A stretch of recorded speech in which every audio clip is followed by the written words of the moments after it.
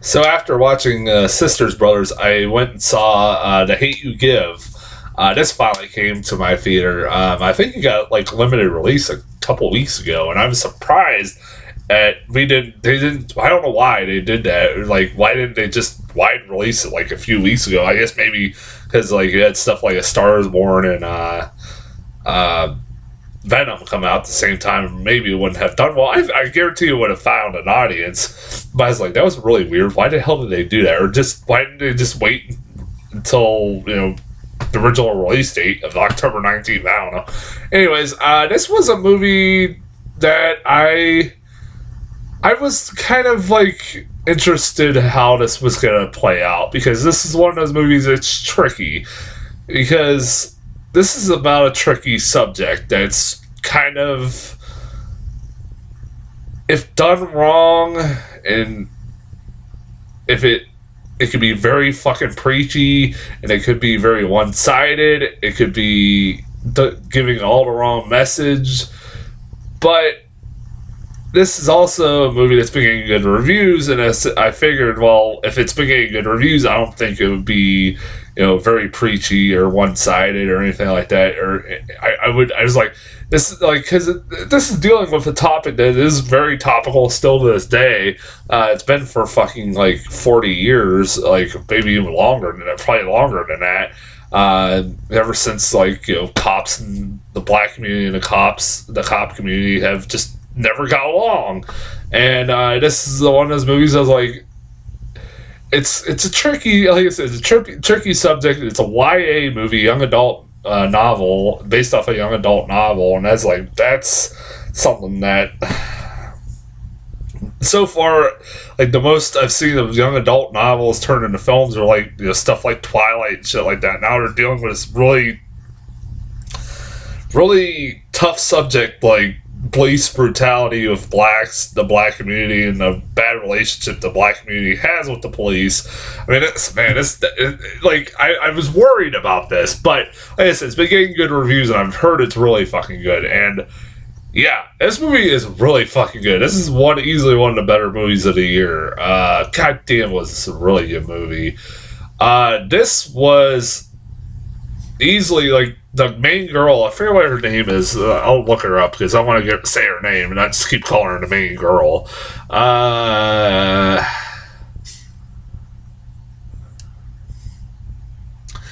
Mandela Stenberg. I'm sorry if I'm saying that name wrong. I apologize. Like I said, I'm not. Like I said, I mean, I would have to see how they pronounce her name, but Mandela Stenberg, she's the girl that played Rue from the Hunger Games. That little black girl. She's all fucking grown up, and now she's been in a lot of stuff. She was in that fucking what was that fucking movie? Everything, which I never saw, which I heard was pretty terrible. Anyways, and what was the other one that fucking Darkest Minds that came out earlier that I didn't see either, which I heard was terrible, which I heard was even more terrible. But this is like the first time I've seen her in a movie where I went, holy shit, this girl can fucking act. She is really good in this movie. Really fucking good. Like, she carries this fucking thing. Like, this is like a breakthrough performance for her. Like, goddamn, like, if she's given stuff like this, oh hell yeah, she's got a future, man. She is really fucking good. Like, her character is really a really great character who you could root for. It's established that she's a character that has two different lives that she lives. She lives she lives in a ghetto, which I don't know if they ever say that the city or wherever that she lives in, but she lives in the ghetto of the city that she lives in. But she doesn't go to this normal school that everybody does in this ghetto. She goes to the private school where it's predominantly white kids, and she lives a different life where she pretends not to be like the ghetto version. She tries very much to try to let both of her different lives not interfere with each other. And And of course, if you've seen the trailer, things happen where her friend one weekend when she on the weekend she is out hanging out in the ghetto with her friends and going to parties and mingling with a lot of people in her neighborhood, and she meets up with an old friend like that she's had since like her childhood, and basically, you remember, if you've seen the trailer, he gets shot because they get pulled over by a cop, and he pulls out a hairbrush, even though the cop tells him to not, move a fucking muscle or keep his hands on the car. He's still, is kind of belligerent and not following orders, and because the cop thinks he has a gun, even though he's pulling out a hairbrush, the cop shoots him to death. And it becomes like, so from that point forward, it is now a movie about her and how she is trying, her whole world where she's trying to balance two different lives is falling apart. And she, like, it's really good. It's like really fucking, like, her character is a really interesting character. And she, like, this movie, she is really goddamn good. This is like honestly a Oscar nom. I wouldn't be surprised she gets an Oscar nomination, especially for the subject matter. And I wouldn't be surprised if it gets a Best Picture nomination because of the subject matter, and that this movie is getting really well received too.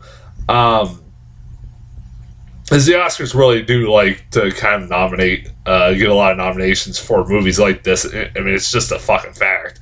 But like I said, this is a really goddamn good performance from her. That, like, this is a breakout performance, like, that stands out from all the other shit that she's done. She's really fucking good in this movie. I also really like the dad, the guy who played the dad in this movie, who's this. It's established from the beginning that he is a guy who taught his kids from the beginning, like, that if you ever pulled over by a cop, you are to put your hands on the fucking dashboard, listen to the cop, don't be belligerent. And I mean, it's a sad fact that we even have to fucking do that, but even I'm sure that it is a conversation that parents do have with their kids. And he's also kind of like part of the Black Panther, but that really doesn't go anywhere with that. So he's teaching them the different rules or the ideals of the Black Panther or something like that, for how or different bullet points that the Black Panther Party believes in. And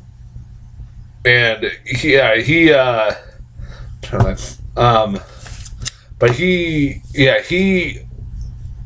is a dad who also has a past with this drug kingpin played by Anthony Mackie, which I'll get into in a second. But like he went and spent time in prison for working with this guy, but he's trying to get his life together. He's gotten his life together and living a decent life, running like a grocery store in this neighborhood.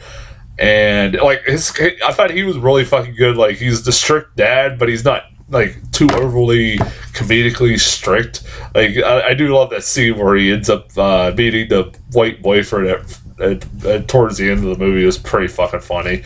That was a pretty funny scene. That felt like a real like conversation that like I could see that being the reaction of any fucking black dad when his daughter's bringing a fucking white boy home. It's pretty funny. I love that, especially being this guy who's very proud of his heritage and his culture and everything else. Like, it's established he takes pride and he teaches the kids never to be ashamed to be black, and that's like a great thing to fucking.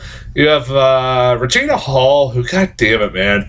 Like, it just still blows me away about her, is that, like, this is the girl that was the fucking black friend from Scary Movie, and now, like, over the years, like, I've seen her just progress to become this really fucking good actress, and she is, like, god damn, man, like, maybe, I don't know, maybe Tiffany Haddish, there's hope for Tiffany Haddish after all. Like, she was kind of in, like, the character that she played in Scary Movie was like what Tiffany Haddish just plays in every fucking movie now. And like I said, like it's kind of refreshing to see her, um, like just how great of an actress she's ended up. She plays her mom in this movie. Um, you don't know, and she's really fucking good in this movie. I also have Common, who plays the girl's uncle, who's also a police officer, which is like, you kind of see he's kind of conflicted, even though he delivers this whole speech about where it kind of like I was really impressed with the movie. This is where I kind of had some problems with this movie. This was only really part I had one problem with, is where he's talking to her, where she's trying to decide whether she wants like to continue to kind of speak out for her friend and whether it's right. And he kind of gives her his like the cops point of view of why they do react the way they do by shooting people. And then it just like, it's like, you know what, like what he says is pretty spot on. And like I was like, wow, that's pretty, kind of showing their side, trying to make them a little sympathetic. But then she throws this line about like, well, if he was white, would you tell him to put his hands up, or would you just shoot? No, like, he's like, I would just tell him to put his hands up. Like I was like, man, that whole, like, you had like this whole message, like, to kind of show there are two sides of the story that maybe we need to like. But anyways, I thought he was really good in this movie. I did really think he was really good in this movie. Like I said, he's one of those guys. Like every time, I've been impressed with him ever since like I've started seeing him in a lot of movies. He's in a lot of fucking movies nowadays. Anthony Mackie, like I said, is a drug kingpin. He's a guy who's like the head drug kingpin. He's like the guy selling drugs in this neighborhood, and it's like, that was different to see Anthony Mackie in this kind of role, and he's kind of menacing and kind of terrifying in some scenes.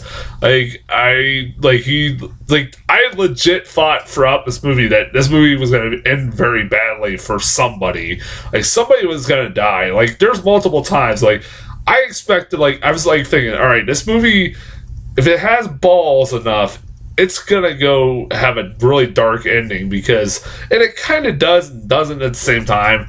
If that makes any sense. If you see the movie, you'll know what I'm talking about. But I mean, it shows the harsh reality of what really happens in these situations, of what ends up being the results that we always see every single time when a cop kills a black man, woman, whatever. Usually no justice is ever served, even if, there is evidence that he probably was in the wrong. But anyways, like I said, yeah, like there's multiple times throughout this movie, it's like I expected, like, I did not know how this was going to end. I was worried for a lot of characters, especially the main character and her family. Like, how was this going to end? This might not end very well. Like, I was kind of hoping they would, because like they would do that, because it's like, that would show that like the harsh reality that we live in, and like it would kind of fit with the message. But I was like, but also at the same time, I was glad not to see anybody really kind of spoiler get really hurt.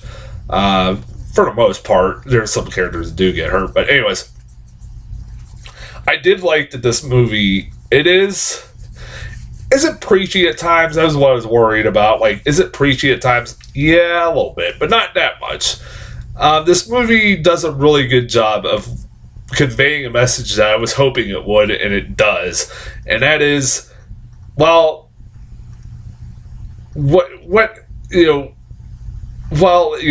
this police relations, what's going on with the police relations with the black community needs to be fucking solved, and it's just doesn't seem like it's never gonna fucking get any better. We do need to take a step back and realize that take a look at both sides, and not just like point the finger at just one side and that's it. Like, this movie does a good job of showing that, like, while it's not just the cops' fault, it's also the black community. They need to take a look at themselves and how they treat each other, or how bad their neighbors are getting, to the point that, you know, cops even have to fucking bring guns and have to potentially shoot anybody. It's horrible. I mean, that shouldn't even get to that point. And I agree that, you know, cops shouldn't be, you know, I think, you know, at the same time, the cops there are a lot of horrible cops out there. I agree. There are a lot of horrible, there's just a lot of, there's the bad ones that are ruining for the rest of the ones. I still feel bad for cops. Like, there are a lot of guys out there that do their jobs and do it very well. But like I said, it's the few bad apples that are ruining for everybody else. And it's the same with the black community. It's like both the cops and the black community need to take a look at themselves and look at and solve a lot of problems that are within their own community and fucking fix them, and maybe we'll get somewhere, you know? Like I said, I'm in the boat. Like, it's sad the fact that no cop has ever, like, that has been put on, like, that has been investigated for shooting a black person at a traffic stop or in anywhere, has ever been convicted of murder and ever been sometimes not even been put to trial. It's fucking wrong. And, like, there's this whole code that cops can't snitch on each other and they have to stick with each other. No. They need to just, like, if there's one bad apple in there, they need to get rid of that shit. Like, they need to get rid of them. Don't stick by them. If they're a horrible person, they're a racist asshole, don't fucking stick by them. Fucking let that person get the fucking kicked out and let them fucking justice be served. In a way, also, I look at it like cops need to have, it needs to be mandatory more often than not that they have body cameras. They have to have body cameras because they, like I said, if they have more body cameras, then they can prove that if they are in the right for what they did, they can prove it, and then, like, there would be no problems. But if they're in the wrong, then, you know, justice should be served. Like I said, if I were to go out there and shoot another person, I would be convicted of murder. It shouldn't be any different than if a cop does it. I'm sorry. It's just, it can't be above the law, even if you're fucking under the law. I mean, I'm not saying that all cases of cops shooting a black, it's always the cop's fault. You know, I always say you gotta look at both sides. And sometimes there are cases where you're like, there's no defending that. Like, there's some bullshit. Like how the hell? Like, it's insane. Like, the people that try to defend some of them it's really insane. But also, like I said, the black community needs to look at itself too, and the fact that, like, they need to clean up their culture, their neighborhoods, and stuff like that. Make them better. They need to start doing that and taking care of themselves a lot better and not get rid of this fucking drug shit. And I mean, I live like maybe 20 minutes from a fucking ghetto in Warren, Ohio, and it's fucking terrible. Like, the drugs, the shootings, everything, it's ridiculous. I don't even want to go down there right now at this time of night. I don't know why I would. It's like 3 a.m. But anyways, it's the point. Like, once it gets the fucking dark, you don't want to go around that fucking area. It's sad, but it's true. We need to, like I said, we need to fix, like, there needs to be fixes on both ends of both sides of the spectrum. And like I said, I thought this movie did a really good job in doing that, saying that, and representing that, like, saying, like, that both sides need to take a look at themselves, and we need to stop this. This needs to stop. This, you know, like, I understand, like, it's escalating. It's making like, if we don't, it's going to continue escalating and getting worse and worse and worse. And like I said, innocent people are going to die, and this is ridiculous. It is fucking ridiculous. We need to somehow come to a resolution, man. I don't know if I'm getting all fucking preachy now, but I'm just like, come on, man. I really did like this movie, and I thought this movie did a really good job with the like the subject matter and being like not being too preachy. It has strong ass performances. Like I said, the main girl was really fucking good in this film.